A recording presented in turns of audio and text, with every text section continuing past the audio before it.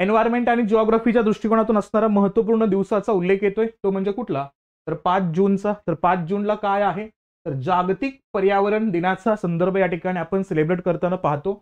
या पर्यावरण दिनाच्या थीमचा उल्लेख केला तर जमीन पुनर्संचयित करायचे, वाळवंटीकरण आणि दुष्काळाची लवचिकता ठेवायची आहे. म्हणजे ते वाळवंटीकरणाचा असणारा जो प्रभाव आहे का तो कमी करायचा आहे, दुष्काळाचा प्रभाव कमी करायचा आहे. या थीमच्या अनुषंगाने यावर्षी आपण पर्यावरण दिन साजरा करताना दिसतोय, जागतिक पर्यावरण दिनाचा उल्लेख. आणि यावर्षी या पर्यावरण दिनाचं असणार यजमानपद कोणाकडे देण्यात आलंय? तर ते दिले सौदी अरेबियाकडे. कोणाकडे दिलेलं आहे? Saudi Arabia. सौदी अरेबिया का महत्वाचा आहे?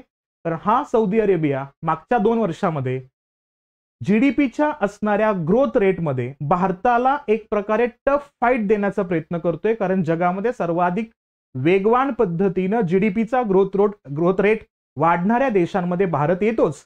पण भारतासोबतही एक कॉम्पिटिशनच्या फेजमध्ये आपल्याला सौदी अरेबिया दिसतो. प्लस गल्फ कंट्रीच्या अनुषंगाने भारताचा इन्व्हॉल्वमेंट ज्या ज्या ठिकाणी येतो तिथं आपल्याला या देशाचा अँगल, या देशाचा रेफरन्स हा लक्षात ठेवणं अपेक्षित असणार आहे, तो लक्षात ठेवायचा.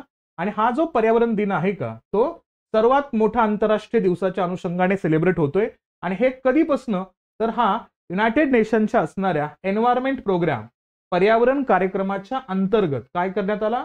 1973 पासून तो आपण दरवर्षी सेलिब्रेट करतोय. तुमच्यापैकी कोणी मला सांगाल का?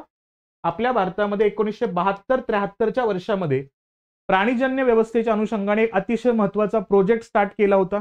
आणि त्याच प्रोजेक्टच्या अंतर्गत जे 7 असणारे कॅट प्रवृत्तीच्या मांजर कुळातील असणाऱ्या प्राण्यांच्या संरक्षणासाठी आपण एक इनिशिएटिव्ह घेतला होता, ज्याला रिसेंटली 50 वर्ष कंप्लीट झाले.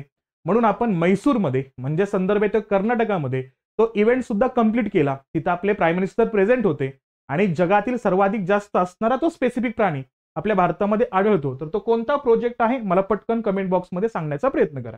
त्यामुळे हे लक्षात ठेवायचं 73 पासून हा असणारा दिवस सेलिब्रेट होताना दिसतोय. आणि लक्षात काय ठेवायचं?